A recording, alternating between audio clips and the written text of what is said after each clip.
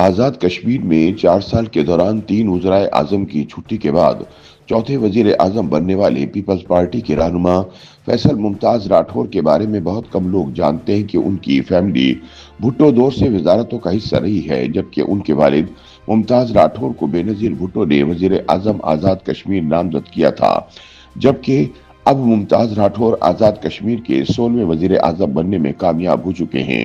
خیال رہے کہ آزاد کشمیر میں یہ سیاسی تبدیلی ایسے وقت میں رونما ہوئی ہے جب آزاد کشمیر کے آئندہ عام انتخابات میں صرف 8 ماہ باقی رہ گئے ہیں۔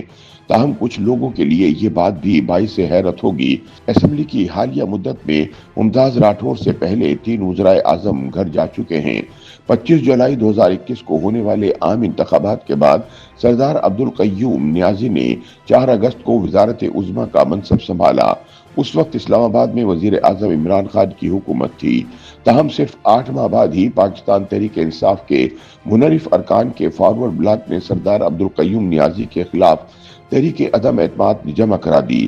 16 اپریل 2022 کو اس پر ووٹنگ ہونا تھی، لیکن عبدالقیوم نیازی نے 2 روز قبل 14 اپریل کو اسلام آباد میں ایک پریس کانفرنس کے دوران استعفیٰ دے دیا تھا۔ 8 اپریل کو سیاست میں نووارد ایک کاروباری شخصیت سردار تنویر الیاس خان بلا مقابلہ وزیر اعظم منتخب ہو گئے۔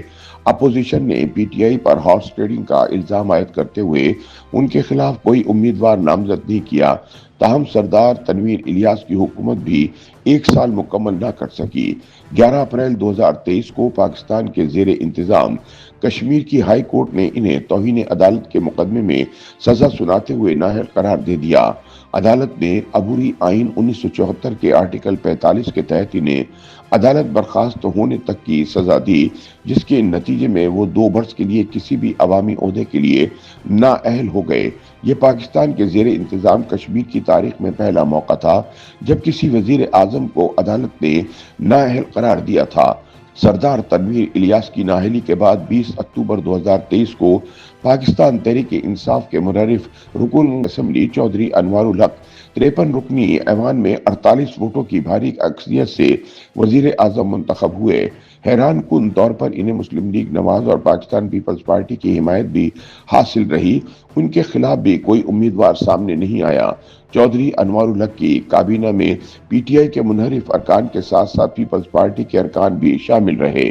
ان کے دور حکومت میں وقفے سے بڑے عوامی احتجاج اور لانگ مارچ ہوتے رہے، جنہیں جموں کشمیر جوائنٹ عوامی ایکشن کمیٹی منظم کرتی تھی۔ اسلام آباد کی مداخلت کے بعد حکومت اور عوامی ایکشن کمیٹی کے درمیان مذاکرات ہوئے، جس کے نتیجے میں حکومت کو کئی مطالبات ماننا پڑے۔ اس کے باوجود چودھری انوار الحق کی حکومت قائم رہی۔ تاہم اکتوبر کے اوائل میں ایک بار پھر بڑے احتجاجی مظاہروں میں پرتشدد واقعات ہوئے، جن میں 9 سے زائد افراد ہلاک ہو گئے، جس کے بعد وفاقی حکومت کی مداخلت سے عوامی ایکشن کمیٹی سے معاہدہ ہونے کے بعد ہڑتال ختم ہو گئی۔ آزاد کشمیر میں ہونے والے حالیہ مظاہروں کے بعد اگرچہ حکومت کی تبدیلی کی بازگشت سنائی دیتی رہی، لیکن کسی بڑی سیاسی جماعت نے اس جانب واضح پیش رفت نہیں کی۔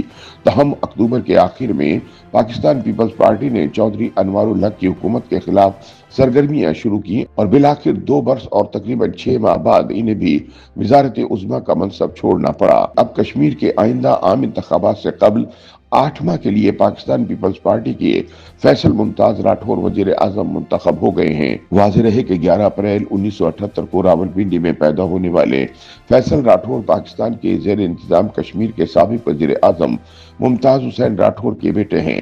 فیصل راٹھور کی والدہ بیگم فرحت اللہ راٹھور بھی قانون ساز اسمبلی کے رکن اور پیپلز پارٹی شعبہ خواتین کی صدر رہ چکی ہیں۔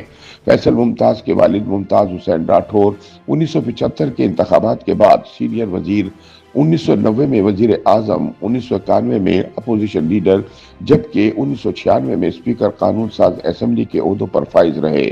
ممتاز حسین راٹھور کی وفات کے بعد 1999 میں ان کے بڑے بیٹے مسعود ممتاز راٹھور بقیہ مدت کے لیے اسمبلی کے رکن منتخب ہوئے تھے۔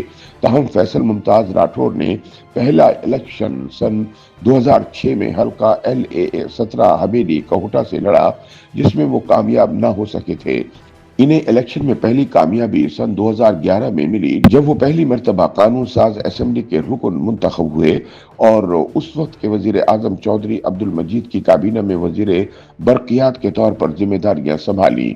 23 مارچ 2017 کو وہ پیپلز پارٹی کشمیر کے سیکرٹری جنرل منتخب ہوئے اور تاحال اسی عہدے پر فائز ہیں۔ فیصل ممتاز راٹھور سن 2021 کے انتخابات میں دوبارہ اسمبلی کے رکن منتخب ہوئے اور پھر 2023 میں وہ چودھری انوار الحق کے اتحادی حکومت میں وزیر local government and rural development بنے اور وزارت عظمیٰ کا عہدہ سنبھالنے سے چند گھنٹے قبل تک وہ اس عہدے پر موجود رہے۔ YouTube پر گوگلی نیوز دیکھنے کے لیے youtube.com کی سرچ بار میں googly news T V type کریں۔ گوگلی نیوز کے پیج پر سرخ رنگ کے سبسکرپشن والے بٹن پر کلک کرنا نہ بھولیے۔ YouTube پیج پر اپلوڈ ہونے والی ویڈیوز سے باخبر رہنے کے لیے بیل آئیکن پر کلک کیجیے۔ آپ کو ہر نئی ویڈیو کے بارے میں نوٹیفیکیشن موصول ہو جائے گا۔